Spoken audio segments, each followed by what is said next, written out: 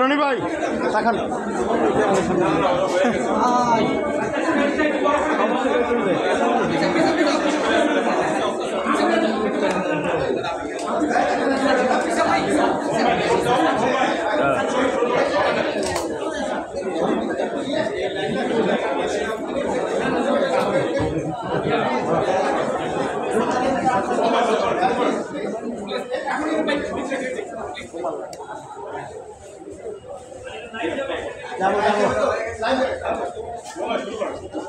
ছবি নিয়ে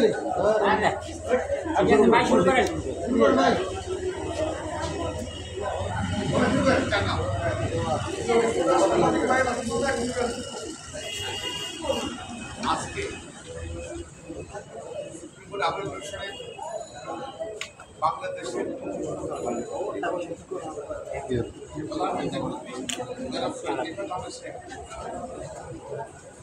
তাকে সুপ্রিম রাজনৈতিক শক্তির পক্ষ থেকে সম্বর্ধনা দেওয়া হয়েছে। এই সম্বর্ধনায় এত আইনজীবী উপস্থিত হয়েছে যে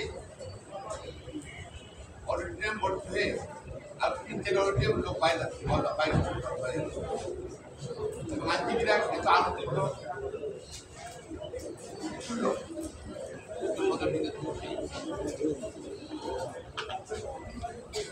প্রধান বিচারপতি বাবা ছিলেন বাংলাদেশের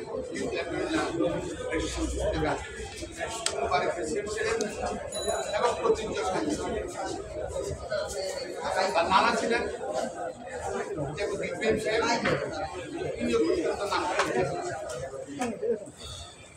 মায়া ওনার মা ছিলেন ভাষা আন্দোলনের আমরা বলেছি যে মুক্তিযুদ্ধের শহীদ সঙ্গে একইভাবে সাম্প্রতিক ছাত্র জনতার গণ অভ্যুত্থানে যারা শহীদ হয়েছেন আহত হয়েছেন আহত অবস্থায় মৃত্যুর পাঞ্জা লড়ছেন তাদের স্মরণ করেছে। প্রধান বিচারপতি অত্যন্ত জ্ঞানী মানুষ, অত্যন্ত সৎ মানুষ এবং নির্ভীক মানুষ, সাহসী। আমরা তার কাছে দাবি জানিয়েছি বিচার বিভাগে সুপ্রিম কোর্টে নির্মাণ আদালত সর্বক্ষেত্রে কোনো সিন্ডিকেট রাখা যাবে না। সিন্ডিকেট শেষ করে দিতে হবে, সকল প্রকার দুর্নীতি বন্ধ করতে হবে। দুর্নীতি লাভের জিরো টলারেন্স যেন উনি বজায় রাখেন সেটা আমরা ওনার কাছে আরো বলেছি যে বিচার বিভাগ হল জনগণের রক্ষা কবচ, গণতান্ত্রিকের রক্ষা কবচ এবং বিচার বিভাগ যদি শক্তিশালী না হয় মানুষের ভোটাধিকার নিশ্চিত হবে না, গণতন্ত্রের নিশ্চিত হবে না, মানবাধিকার নিশ্চিত হবে না, মানুষ ন্যায় বিচার থেকে বিচ্ছিন্ন হবে, ন্যায় বিচার থেকে তারা বঞ্চিত হবে। সুতরাং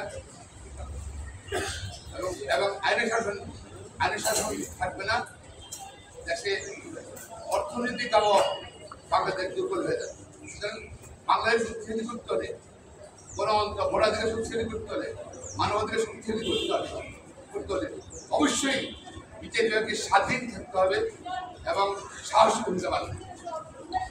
আমরা আরো বলেছি আমাদের সম্পূর্ণ অনুষ্ঠানে গত 16 বছরে খুন মিথ্যা গায়ে মামলায় লক্ষ লক্ষ মানুষ মামলায় জড়িত এবং তারা বিচার বিভাগকে ব্যবহার করে দেশকে নিয়ন্ত্রণ চেয়েছে, মানুষের মূল্য অধিকার নিয়ন্ত্রণ করতে চেয়েছে, মানুষকে হয়রানি করেছে। সেগুলো যেন তারা যেন আবরণ সেটা আমরা আটকে দিচ্ছি। আমরা বলেছি মামলা পরিচালনা ডিভিশন সিভিল মামলা 15-20 বছর লাগে শেষ করতে, তাও শেষ হয় অনেক চিন্তা মামলা একটি অবস্থা। ডিভিশন মামলা পরিচালনা ডিভিশনটা এটা এবং বাংলাদেশের বিচার ব্যবস্থা নেই, বাংলাদেশের সব ক্ষেত্রে ন্যায় বিচার করছে। অর্থনৈতিক বৈষম্যের সঙ্গে যেটা হয়েছে, অর্থনৈতিক সম্পদের সুসম্পন্ন হচ্ছে এবং লুটপাট হচ্ছে, এগুলো আমরা বিচার ব্যবস্থা করছি। কারণ এখন কিন্তু মুক্তযুদ্ধ হয়েছে, দ্বিতীয় মুক্তিযুদ্ধে মানুষের ছাত্রদের সাধারণ মানুষদের পাশে কিন্তু অনেক চাওয়া ছিল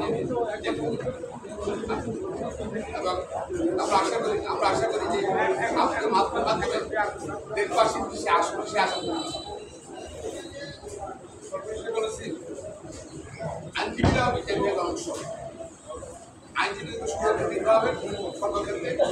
পাশাপাশি আইনজীবীদের কর্মসূচি সৃষ্টি করতে হবে, নির্বাচনে কাজ করতে পারে, কাজ করতে পারে, যেমন বসার জায়গা আইনজীবীদের বসার জায়গা কি কাজ, এসব ব্যাপারে আমরা দাবি জানিয়েছি।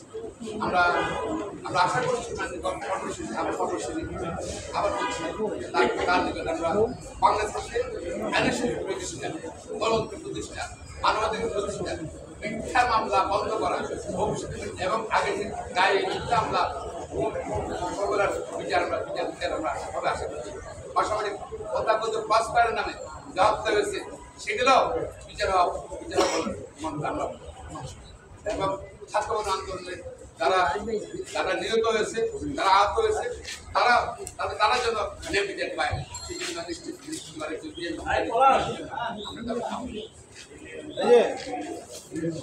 Thank you.